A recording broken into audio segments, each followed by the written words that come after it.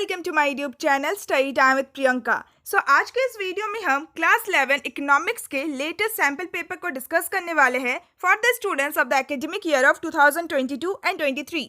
ये वीडियो आपको अपने इकोनॉमिक्स के क्वेश्चन पेपर को समझने में बहुत ज़्यादा हेल्प करेगा और साथ ही आपको अपने क्लास 11 इकोनॉमिक्स के क्वेश्चन पेपर के लेटेस्ट फॉर्मेट के बारे में भी पता चलेगा। Before discussing the sample question paper, अगर आप आर्ट्स स्टूडेंट हो एंड अगर आपको क्लास 11 हिस्ट्री, पॉलिटिकल साइंस या फिर जियोग्राफी के भी सैम्पल क्वेश्चन पेपर वाले वीडियोस को देखना है, then please click on the I button और else check my description box. You will find the link there. Now without further delay let's get started. Total आप लोगों का 80 मार्क्स का exam होगा एंड टोटल टाइमिंग आप लोगों को 3 घंटे का मिलेगा। आपके इकोनॉमिक्स के क्वेश्चन पेपर में टोटल 2 सेक्शंस होंगे, यानी कि आपके इकोनॉमिक्स के क्वेश्चन पेपर को 2 सेक्शन में डिवाइड किया गया है। पहला सेक्शन है सेक्शन ए एंड दूसरा सेक्शन है सेक्शन बी। सेक्शन ए में बेसिकली आप लोगों से स्टैटिस्टिक फॉर इकोनॉमिक्स वाले पार्ट से क्वेश्चन पूछा जाएगा एंड सेक्शन बी में आप लोगों से इंट्रोडक्टरी माइक्रो इकोनॉमिक्स वाले पार्ट से क्वेश्चन पूछा जाएगा। सबसे पहले आपके क्वेश्चन पेपर में मल्टीपल चॉइस क्वेश्चन पूछा जाएगा। टोटल आप लोगों से 20 मल्टीपल चॉइस क्वेश्चन पूछा जाएगा एंड हर एक क्वेश्चन का मार्क्स रहेगा 1 मार्क्स ईच। आपका जो पहला सेक्शन है सेक्शन ए, सेक्शन ए में आप लोगों से 10 मल्टीपल चॉइस क्वेश्चन पूछा जाएगा एंड आपका जो दूसरा सेक्शन है सेक्शन बी, सेक्शन बी में भी आप लोगों से 10 मल्टीपल चॉइस क्वेश्चन पूछा जाएगा। उसके बाद आप लोगों से 4 शॉर्ट क्वेश्चन आंसर पूछा जाएगा एंड हर एक क्वेश्चन का मार्क्स रहेगा 3 marks each and short questions के आंसर्स को आप लोगों को 60 to 80 वर्ड्स में लिखना है। आपका जो पहला सेक्शन है सेक्शन ए, सेक्शन ए में आप लोगों से 2 शॉर्ट क्वेश्चन आंसर पूछा जाएगा एंड सेक्शन बी में आप लोगों से बाकी के 2 शॉर्ट क्वेश्चन आंसर पूछा जाएगा। नाउ नेक्स्ट आप लोगों से अगेन 6 शॉर्ट क्वेश्चन आंसर पूछा जाएगा एंड इन सारे क्वेश्चंस का मार्क्स रहेगा 4 मार्क्स ईच एंड इन सारे क्वेश्चंस के आंसर्स को आप लोगों को 80 to 100 वर्ड्स में लिखना है। अगेन सेक्शन ए में आप लोगों से 3 शॉर्ट क्वेश्चन आंसर पूछा जाएगा एंड सेक्शन बी में आप लोगों से बाकी के 3 शॉर्ट क्वेश्चन आंसर पूछा जाएगा एंड एट द लास्ट आप लोगों से 4 लॉन्ग क्वेश्चन आंसर पूछा जाएगा एंड इन सारे क्वेश्चंस का मार्क्स रहेगा 6 मार्क्स ईच एंड इन सारे क्वेश्चंस के आंसर्स को आप लोगों को 100 to 150 वर्ड्स में लिखना है। अगेन सेक्शन ए में आप लोगों से 2 लॉन्ग क्वेश्चन आंसर पूछा जाएगा एंड सेक्शन बी में आप लोगों से 2 लॉन्ग क्वेश्चन आंसर पूछा जाएगा। विद दिस आई होप कि आप लोगों को अपने क्लास 11 इकोनॉमिक्स के क्वेश्चन पेपर के फॉर्मेट को बहुत ही अच्छी तरीके से समझ में आ गया होगा। Now let's finally discuss our question. आपका जो पहला सेक्शन है वो है सेक्शन ए। सेक्शन ए में स्टार्टिंग में आप लोगों से 10 मल्टीपल चॉइस क्वेश्चन पूछा गया है। The first multiple choice question from your section A is dash is the root of all economic problems. इनमें से कौन सा सारे इकोनॉमिक प्रॉब्लम्स का रूट होता है, यानी कि जड़ होता है। पहला ऑप्शन है एबंडेंस, दूसरा ऑप्शन है एलोकेशन, तीसरा ऑप्शन है वांट्स एंड लास्ट ऑप्शन है स्केर्सिटी। इस क्वेश्चन का राइट आंसर हो जाएगा option number D, which is scarcity. Now your next question is question number 2. Sampling scheme where the units consisting the sample are selected at regular interval after selecting the very first unit at random with equal chance is called. पहला option है cluster sampling, दूसरा option है stratified sampling, तीसरा option है systematic random sampling and last option है purposive sampling. इस question का right answer हो जाएगा option number C, which is systematic random sampling. Now your next question is question number 3. Suppose the correlation coefficient between height which is measured in feet versus weight which is measured in pound is 0.40. मान लीजिए कि height and weight के बीच में जो correlation coefficient है वो 0.40 है। weight को basically feet में measure किया गया है and weight को basically pound में measure किया गया है। The question is, what is the correlation coefficient of height measured in inches versus weight measured in ounce? 12 inches is equal to 1 foot and 16 ounce is equal to 1 pound. Question आप लोगों से ये पूछा गया है कि अगर हाइट को इंचेस में मेजर किया जाता है एंड वेट को आउंस में मेजर किया जाता है, देन इन दोनों के बीच में कोरिलेशन कोफिशिएंट क्या होगा। आपका पहला ऑप्शन है 0.533, दूसरा ऑप्शन है 0.40, तीसरा ऑप्शन है 0.30 एंड लास्ट ऑप्शन है can't be determine from information given. इस क्वेश्चन का राइट आंसर हो जाएगा option number B, which is 0.40, यानी कि आंसर में कोई भी चेंजेस नहीं होगा। सो बेसिकली किसी भी वैल्यू का जो कोरिलेशन कोफिशिएंट होता है, अगर उस वैल्यू के मेजरमेंट में चेंजेस होता है, यानी कि उस वैल्यू के स्केल या फिर यूनिट में चेंजेस होता है, देन इसकी वजह से जो आपका आंसर रहेगा, जो कोरिलेशन कोफिशिएंट रहेगा, उसमें कोई भी इफेक्ट नहीं पड़ेगा। सो इसीलिए अगर आप मेजरमेंट को चेंज भी कर दो, अगर आप फीट की जगह इंचेस का इस्तेमाल करो एंड अगर आप पाउंड की जगह आउंस का इस्तेमाल करो, बट फिर भी आपका जो आंसर रहेगा, आपका जो कोरिलेशन कोफिशिएंट रहेगा, वो सेम ही रहेगा। सो आई होप कि आपको इस क्वेश्चन को भी बहुत ही अच्छे से समझ में आ गया होगा एंड इस क्वेश्चन के आंसर को भी बहुत ही अच्छे से समझ में आ गया होगा। So now let's move to your next question, which is question number 4, continuous variable assumes. So पहला ऑप्शन है इंक्रीज इन जर्म्स, दूसरा ऑप्शन है both a range of values and increase in germs, तीसरा ऑप्शन है none of this and last option है a range of values. So इस question का right answer हो जाएगा option number D, which is a range of values. Now your next question is question number 5, dash is the benchmark index for the Indian stock market. So इनमें से कौन सा Indian stock market का benchmark index है? So पहला option है price index, दूसरा option है एग्रीकल्चर इंडेक्स, तीसरा ऑप्शन है सेंसेक्स एंड लास्ट ऑप्शन है नन ऑफ दिस। सो इस क्वेश्चन का राइट आंसर हो जाएगा option number C, which is Sensex.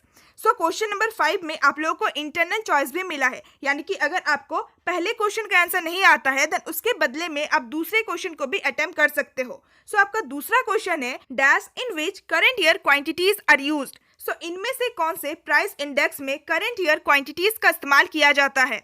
सो पहला ऑप्शन है फिशर्स, दूसरा ऑप्शन है लेस्पेयर्स, तीसरा ऑप्शन है पासेस एंड लास्ट ऑप्शन है नन ऑफ दिस। सो इस क्वेश्चन का राइट आंसर हो जाएगा option number C, which is Paasche's price index. Now your next question is question number 6. A person who actually collect the desired information is called. So इनमें से वो कौन सा person होता है जो कि actually information को कलेक्ट करता है? सो पहला ऑप्शन है रिस्पॉन्डेंट्स, दूसरा ऑप्शन है पॉपुलेशन, तीसरा ऑप्शन है इन्वेस्टिगेटर एंड लास्ट ऑप्शन है इन्यूमरेटर। सो इस क्वेश्चन का राइट आंसर हो जाएगा option number D, which is enumerator. Now question number 6 में भी आप लोगों को इंटरनल चॉइस मिला है, यानी कि दोनों में से आपको कोई भी एक क्वेश्चन को अटेम्प्ट करना है। सो आपका दूसरा क्वेश्चन है one of the drawbacks of the direct personal investigation method is. So इनमें से कौन सा डायरेक्ट पर्सनल इन्वेस्टिगेशन मेथड का एक ड्रॉबैक है, एक लिमिटेशन है? सो पहला ऑप्शन है it is very costly and time taking process, दूसरा ऑप्शन है लैक्स रियलाइबिलिटी, तीसरा ऑप्शन है questions might be misinterpreted and last option है difficult to get original data. So इस क्वेश्चन का राइट आंसर हो जाएगा option number A, which is it is very costly and time taking process. Now your next question is question number 7. Which of the following statement can be called statistic? So इन चारों statement में से आप किस statement को statistic कह सकते हो? सो पहला स्टेटमेंट है technology of Japan is very advance, दूसरा स्टेटमेंट है in our school there are 5000 students, तीसरा स्टेटमेंट है India has per capita income of ₹20,000 PA and last statement है USA is the richest country in the world. So इस question का right answer हो जाएगा option number C, which is India has per capita income of ₹20,000 PA. Now your next question is question number 8. Calculate the correlation coefficient of the marks obtained by 12 students in mathematics and statistics and interpret it. So यहाँ पे basically 12 students का marks लिखा हुआ है जो कि उन्हें maths and statistics के एग्जाम में मिला है। So आपको इसका correlation coefficient निकालना है। So पहला ऑप्शन है 0.76, दूसरा ऑप्शन है 0.78, तीसरा ऑप्शन है 0.77 एंड लास्ट ऑप्शन है +0.75। सो इस क्वेश्चन का राइट आंसर हो जाएगा option number B, which is 0.78। So इस क्वेश्चन के सोल्यूशन को भी मैं आप लोगों को प्रोवाइड कर देती हूँ ताकि आप बहुत ही अच्छे से समझ जाओ कि ये आंसर किस तरीके से आया। Now your next question is question number 9. So question number 9 एक assertion and reasoning वाला क्वेश्चन है। So the assertion is prepaid postage stamp should be affixed and इसका रीजन है informants should be required to spend for posting the questionnaires back. So इस question का right answer हो जाएगा option number C, which is A is true but R is false, यानी कि assertion सही है बट इसका जो रीजन है वो गलत है। Now your next question is question number 10. So question number 10 भी एक assertion and reasoning वाला क्वेश्चन ही है। So the assertion is special purpose tables are small in size and designed to highlight a particular set of facts in simple and analytical forms. And इसका reason है special purpose tables are made to provide the result of the analysis in an ineffective way so that one finds it easy to make comparison and clear relationship. So इस question का right answer हो जाएगा option number C, which is A is true but R is false, यानी कि again assertion सही है but इसका जो रीजन है वो गलत है। Now your next question is question number 11. सो आप लोगों का 10 मल्टीपल चॉइस क्वेश्चन कंप्लीट होता है फ्रॉम योर सेक्शन ए. ना नेक्स्ट आप लोगों से 2 शॉर्ट क्वेश्चन आंसर पूछा गया है. So question number 11 and question number 12 basically short question answer है. So your question number 11 is simple average of price relative method of computing index numbers suffer from certain limitation. Enumerate those limitation. So basically जो simple average होता है price relative method का index number को calculate करने के लिए, उसमें कुछ लिमिटेशन होता है, कुछ कमियां होती है. उन सारी लिमिटेशन के बारे में आप लोगों को बताना है. Let's check out the answer. मैं आपको हर एक क्वेश्चन के आंसर का इमेज प्रोवाइड कर देती हूँ. Take the screenshot of the image and try to read the answer by yourself. क्योंकि अगर मैं ऐसे आपको सिंपली रीड करके बताऊंगी देन इससे आपका कोई भी फायदा नहीं होगा. इसीलिए आप हर एक सोल्यूशन के इमेज का स्क्रीनशॉट ले लीजिए and try to read the answers by yourself. Now your next question is question number 12. Calculate mode from the following data. यहाँ पे कुछ स्टूडेंट्स का मार्क्स दिया गया है. इस डाटा के थ्रू आपको मोड को कैलकुलेट करना है. क्वेश्चन नंबर 12 में आप लोगों को इंटरनल चॉइस मिला है, यानी कि आपको दोनों में से किसी भी एक क्वेश्चन को अटेम्प्ट करना है. आपका दूसरा क्वेश्चन है find out the median of the data given below by arranging them in ascending order. आपको इस डाटा को असेंडिंग ऑर्डर में अरेंज करना है एंड उसके बाद इस डाटा का मीडियन को फाइंड आउट करना है. Now your next question is question number 13. The question is the marks obtained by 25 students in a class are as follows. एक क्लास में 25 स्टूडेंट्स द्वारा जो मार्क्स ऑब्टेन किया गया है, उन सारे मार्क्स को यहाँ पे लिखा गया है. आपका पहला क्वेश्चन है arrange the above data in the form of a frequency distribution taking class interval of 20 to 29, 30 to 39 and so on. आपका पहला क्वेश्चन ये है कि ये जो डाटा गिवन है, इस डाटा को आपको फ्रीक्वेंसी डिस्ट्रीब्यूशन के फॉर्म में अरेंज करना है और आपको क्लास इंटरवल इस तरीके से ही रखना है. एंड आपका दूसरा क्वेश्चन है form the less than cumulative frequency distribution also. Frequency distribution के साथ साथ आपको less than cumulative frequency distribution को भी फॉर्म करना है.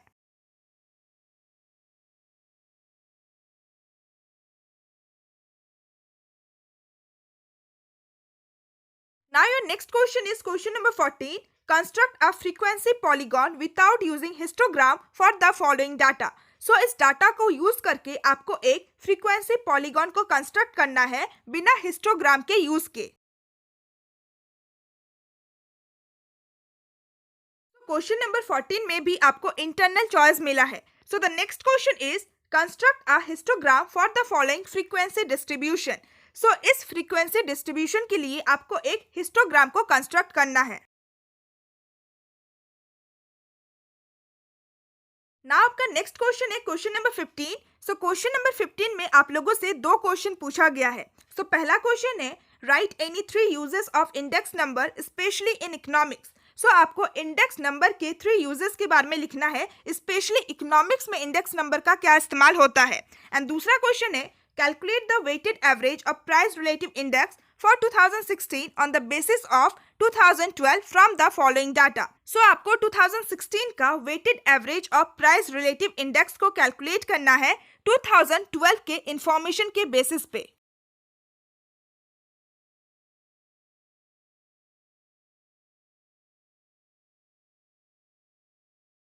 Now your next question is question number 16. Calculate the correlation coefficient between the height of fathers in inches and their son. यहाँ पे फादर एंड उनके सन के हाइट को दिया गया है जो कि इंचेस में कैलकुलेट किया गया है. आपको फादर के एंड उनके सन के हाइट का कोरिलेशन कोफिशिएंट को कैलकुलेट करना है. Now your last question from section A is question number 17. The question is determine the missing frequencies when the mode is 36 and the total frequency is 30. ये जो data given है, इस data का जो mode है वो है 36 एंड जो टोटल फ्रीक्वेंसी है वो है 30. आपको मिसिंग फ्रीक्वेंसीज को कैलकुलेट करना है, मिसिंग फ्रीक्वेंसीज को डिटरमाइन करना है इन दोनों इंफॉर्मेशन के थ्रू. क्वेश्चन नंबर 17 में भी आप लोगों को इंटरनल चॉइस मिला है. The question is calculate the arithmetic mean from the following data using step deviation method. ये जो डाटा है, इस डाटा का आपको अरिथमेटिक मीन को कैलकुलेट करना है स्टेप डेविएशन मेथड के थ्रू. सो विद दिस हमने आपके सेक्शन 1 के सारे ही क्वेश्चंस को कंप्लीट कर लिया। 10 multiple choice question, 2 short question answer, 3 again short question answer and 2 long question answer. So now let's move to your next section which is section B. So the first multiple choice question from section B is question number 18, which of the following statement is correct. So इनमें से कौन सा statement सही है।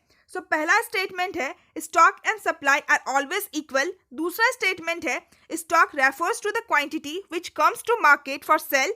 तीसरा statement है supply does not depend on government tax policy and last statement है there is difference between supply and stock. So इस क्वेश्चन का राइट आंसर हो जाएगा option number D, which is there is a difference between supply and stock. So supply and stock के बीच में difference होता है।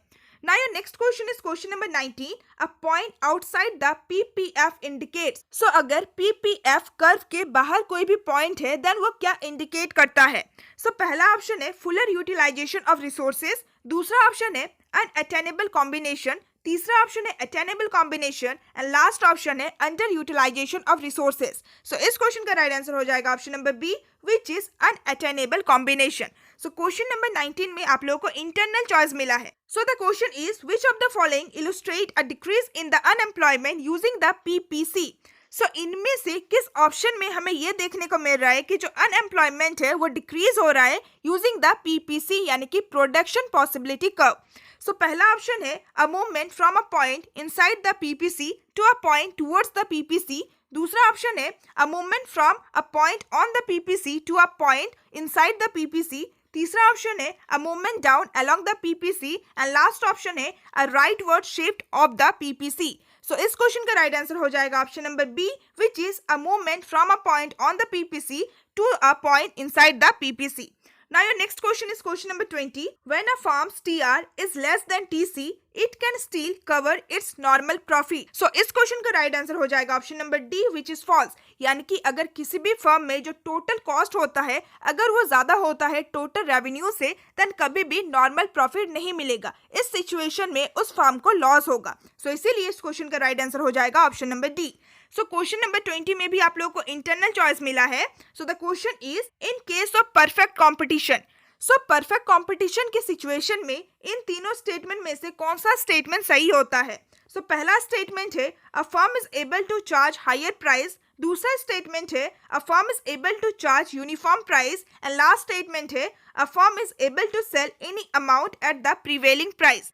इस क्वेश्चन का राइट आंसर हो जाएगा option number B, which is both 2 and 3। यानी कि अगर परफेक्ट कंपटीशन का सिचुएशन होता है ऐसे सिचुएशन में a firm is able to charge uniform price as well as a firm is able to sell any amount at the prevailing price.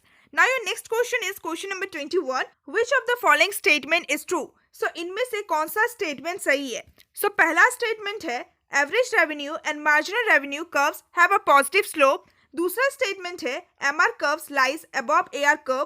तीसरा statement है marginal revenue falls twice the rate of average revenue and last statement है so long as marginal revenue decreases and is negative total revenue increases at a diminishing rate. इस question का right answer हो जाएगा option number A, which is only 3। यानी कि आपका जो तीसरा स्टेटमेंट है वही सिर्फ सही है। The statement is marginal revenue falls twice the rate of average revenue. Now your next question is question number 22. Money cost mean. Money cost का मतलब क्या होता है। पहला ऑप्शन है money expenditure of a producer in the production process. दूसरा option है money expenditure on purchase of goods from the factory. तीसरा ऑप्शन है money spend by the consumer and last option है मनी एक्सपेंडिचर ऑन आउटपुट। इस question का right answer हो जाएगा option number A, which is money expenditure of a producer in the production process. Production process में जितना भी खर्चा होता है, मनी का जितना भी एक्सपेंडिचर होता है जो कि प्रोड्यूसर के द्वारा किया जाता है, उसी को मनी कॉस्ट कहा जाता है। Now your next question is question number 23. The substitute goods of a normal good are those that can be used. किसी भी नॉर्मल गुड का जो सब्स्टिट्यूट गुड्स होता है उसको आप किस तरीके से इस्तेमाल कर सकते हो। पहला ऑप्शन है डज नॉट एग्जिस्ट, दूसरा ऑप्शन है अलॉन्ग विथ ईच अदर, तीसरा ऑप्शन है in place of each other and last option है टुगेदर। इस क्वेश्चन का राइट आंसर हो जाएगा option number C, which is in place of each other. Basically substitute goods का मतलब ही होता है कि आप दूसरे गुड के जगह पे उस गुड को इस्तेमाल कर सकते हो। किसी भी नॉर्मल गुड का जो सब्स्टिट्यूट गुड होता है उसको हम नॉर्मल गुड के जगह पे इस्तेमाल कर सकते हैं। Now your next question is question number 24. What happens to total revenue when marginal revenue is 0? So अगर marginal revenue 0 हो जाता है then total revenue में क्या होता है? So पहला ऑप्शन है TR rises, दूसरा ऑप्शन है TR falls, तीसरा ऑप्शन है TR is maximum and constant and last option है TR is also 0. So इस क्वेश्चन का राइट आंसर हो जाएगा option number C which is TR is maximum and constant. So जब भी मार्जिनल रेवेन्यू 0 हो जाता है देन जो टोटल रेवेन्यू होगा वो मैक्सिमम होगा एंड कांस्टेंट होगा. Now your next question is question number 25. Can the AC be less than the MC when AC is falling? So जब AC फॉल होता है देन ऐसे सिचुएशन में क्या AC MC से कम हो सकता है? सो पहला ऑप्शन है नन ऑफ दिस, दूसरा ऑप्शन है कांट से, तीसरा ऑप्शन है नो एंड लास्ट ऑप्शन है यस. सो इस क्वेश्चन का राइट आंसर हो जाएगा option number C which is no. क्योंकि अगर AC फॉल होता है देन ऐसे सिचुएशन में AC MC से कम नहीं होता है बल्कि MC AC से कम होता है. सो ट्राई करना कि इन सारे क्वेश्चंस को आप लोग ग्राफ के थ्रू अच्छे से समझो, क्योंकि अगर आप इन सारे क्वेश्चंस के आंसर्स को लर्न करने जाओगे देन आप डेफिनेटली इन सारे क्वेश्चंस के आंसर्स को भूल जाओगे. बट अगर आप इन सारे क्वेश्चंस को प्रॉपरली ग्राफ के थ्रू समझोगे देन आपको बहुत ही अच्छे से याद रहेगा. एंड अगर ये सारे क्वेश्चन आप लोगों के क्वेश्चन आंसर में भी पूछा जाता है देन आपका जो ग्राफ है अगर वो क्लियर है, अगर आपको ग्राफ बहुत ही अच्छी तरीके से समझ में आ जाता है देन आप अपने आंसर को अपने वर्ड्स में बहुत ही अच्छी तरीके से लिख सकते हो. सो इसीलिए ट्राई करना कि इन सारे क्वेश्चंस को आप प्रॉपरली ग्राफ के थ्रू समझो. सो क्वेश्चन नंबर 25 में भी आप लोगों को इंटरनल चॉइस मिला है. So the question is total cost is the vertical summation of. So पहला ऑप्शन है TFC एंड TVC, दूसरा ऑप्शन है AFC एंड AVC, तीसरा ऑप्शन है none of this and last option है AFC एंड AVC. सो इस question का right answer हो जाएगा option number A which is TFC and TVC. Now your next question is question number 26. So question number 26 एक assertion and reasoning वाला question है. So the assertion is total expenditure goes in the same direction as the price does and इसका reason है with rising in the price of a commodity total expenditure decreases and with a fall in its price total expenditure increases. So इस question का right answer हो जाएगा option number C which is A is true but R is false. यानी कि assertion सही है but इसका जो रीजन है वो गलत है. क्यों गलत है? क्योंकि बेसिकली अगर प्राइस इंक्रीज होता है, अगर प्राइस राइज होता है तो उसकी वजह से जो टोटल एक्सपेंडिचर है वो भी इंक्रीज होगा एंड अगर प्राइस फॉल होता है तो उसकी वजह से जो टोटल एक्सपेंडिचर है वो भी डिक्रीज होगा. Now your next question is question number 27. So question number 27 again एक assertion and reasoning वाला question है. So the assertion is each point on the indifference curve shows one combination of two commodities and इसका reason है each combination offers the same level of satisfaction to the consumer. So इस question का right answer हो जाएगा option number B which is both A and R are true but R is not the correct explanation of A. यानी कि assertion and reasoning दोनों ही सही है but ये जो रीजन है ये assertion को करेक्टली यानी कि सही तरीके से एक्सप्लेन नहीं कर रहा है. सो विद दिस हमने आपके सेक्शन बी के 10 मल्टीपल चॉइस क्वेश्चंस को डिस्कस कर लिया with their answers. Now next आप लोगों से दो शॉर्ट क्वेश्चन आंसर पूछा गया है. So question number 28 and question number 29 basically दो शॉर्ट क्वेश्चन आंसर है. So question number 28 is define marginal opportunity cost along with a PPC. सो आपको मार्जिनल अपॉर्चुनिटी कॉस्ट को डिफाइन करना है एक PPC यानी कि प्रोडक्शन पॉसिबिलिटी कर्व के साथ. ना आपका नेक्स्ट क्वेश्चन है question number 29. So the question is explain any two factors that affect price elasticity of demand. So आपको दो फैक्टर्स को एक्सप्लेन करना है जो कि डिमांड के प्राइस इलास्टिसिटी को अफेक्ट करता है. सो क्वेश्चन नंबर 29 में आप लोगों को इंटरनल चॉइस दिया गया है यानी कि दोनों में से आप लोगों को किसी भी एक क्वेश्चन को अटेम्प्ट करना है. सो आपका दूसरा क्वेश्चन है price elasticity of demand of a good is -0.75. सो एक गुड के डिमांड का जो प्राइस इलास्टिसिटी है वो -0.75 है. So the question is calculate the percentage fall in its price that will result in 15% rise in its demand. So आपको ये calculate करना है कि इस गुड के प्राइस को हम कितना परसेंटेज गिराएंगे ताकि इसके कारण से इस गुड का जो डिमांड है वो 15% इंक्रीज हो जाए. ना आपका नेक्स्ट क्वेश्चन है question number 30. So the question is A and B are complementary goods. Explain the effects of change in price of A on demand for B. So A and B complementary goods है। So complementary goods किन goods को कहा जाता है? So basically ऐसे goods जिन goods को एक साथ यूज किया जाता है, जैसे कि car and petrol. So A and B complementary goods है। सो अगर ए के प्राइस में चेंजेस होता है तो इसकी वजह से बी के डिमांड में क्या इफेक्ट पड़ेगा? आपका नेक्स्ट क्वेश्चन है question number 31। So the question is from the following set will find out the level of output at which the producer is in equilibrium, give reason for your answer। so ये जो following set will है, ये जो data है, सो इस data के through आप लोगों को ये फाइंड आउट करना है कि किस लेवल ऑफ आउटपुट में प्रोड्यूसर को इक्विलिब्रियम मिलेगा, और साथ ही साथ आपको अपने आंसर के लिए रीजन भी देना पड़ेगा। सो क्वेश्चन नंबर 31 में भी आप लोगों को इंटरनल चॉइस मिला है। So the question is from the following total cost and total revenue side will of a firm find out the level of output using marginal cost and marginal revenue approach at which the farm would be in equilibrium and give reason for your answer। सो इस following data में आप लोग को एक farm का total cost and total revenue दिया गया है। सो इस total cost and total revenue के हेल्प से आप लोग को ये फाइंड आउट करना है कि किस लेवल ऑफ आउटपुट में इस फार्म को इक्विलिब्रियम मिलेगा by using the marginal cost and marginal revenue method, और साथ ही साथ आपको अपने आंसर का रीजन भी देना है। Now your next question is question number 32. So the question is define a budget line. So एक budget line क्या होता है and when can it shift to the right? So एक budget line rightwards की तरफ कब शिफ्ट करता है, यानी कि right direction की तरफ कब शिफ्ट करता है? Now your next question is question number 33. So the question is calculate the MP of variable factor and indicates the various phases of law of variable proportion from the following set will। So ये जो information दिया गया है, ये जो set will दिया गया है, so इसके थ्रू आप लोगों को MP कैलकुलेट करना है वेरिएबल फैक्टर का, और साथ ही साथ आप लोगों को लॉ ऑफ वेरिएबल प्रोपोर्शन के वेरियस फेजेस को इंडिकेट करना है। ना आपका नेक्स्ट क्वेश्चन है question number 34। So the question is suppose the demand and supply curves of salt are given by. So मान लीजिए कि सॉल्ट का डिमांड एंड सप्लाई कर्व इस तरीके से लिखा गया है, यानी कि QD is equal to 1000 minus P and QS is equal to 700 plus 2P। So your first question is find the equilibrium price and quantity. So आपको सॉल्ट का equilibrium price and equilibrium quantity को find out करना है।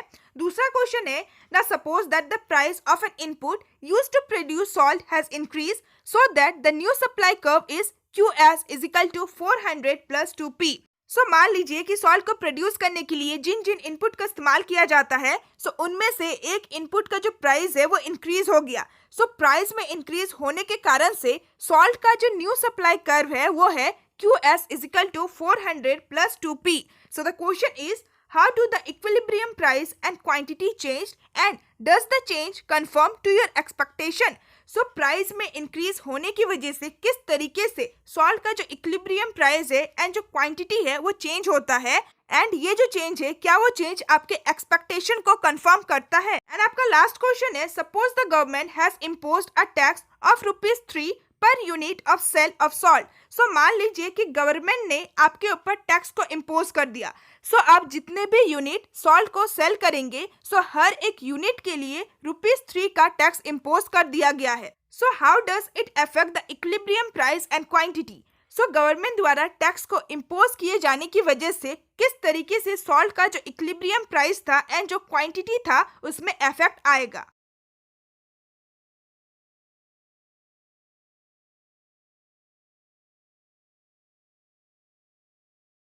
So question number 34 में भी आप लोगों को इंटरनल चॉइस मिला है। So the question is explain the outcome of the following feature of a perfectly competitive market. So अगर एक परफेक्टली कॉम्पिटिटिव मार्केट में इन दोनों फीचर को दिया जाता है, सो इसकी वजह से इसका क्या आउटकम होगा। सो पहला फीचर है freedom to the firm to enter the industry and दूसरा फीचर है freedom to the firm to leave the industry, यानी कि फार्म के पास ये फ्रीडम है कि वो इंडस्ट्री में एंट्री भी कर सकता है, और साथ ही साथ फार्म के पास ये भी फीचर है कि वो इंडस्ट्री से बाहर भी निकल सकता है। सो इन दोनों फीचर का एक परफेक्टली कॉम्पिटिटिव मार्केट में क्या आउटकम रहेगा, क्या रिजल्ट रहेगा। सो विद दिस हमने आपके क्लास 11 इकोनॉमिक्स के लेटेस्ट सैम्पल पेपर के सारे ही questions along with their answers को डिस्कस कर लिया। सो आई होप कि आपको आज का ये वीडियो बहुत ज़्यादा हेल्पफुल लगा होगा। So if you find this video helpful then please like my video and share my video with your friends and classmate and please comment me down कि आपको ये वीडियो कैसा लगा and please subscribe to my channel अगर आप ऐसे ही और भी इंपॉर्टेंट वीडियोज़ देखते रहना चाहते हैं। So now see you all soon in my next video. Till then bye bye and stay tuned to my channel and thanks for watching my video.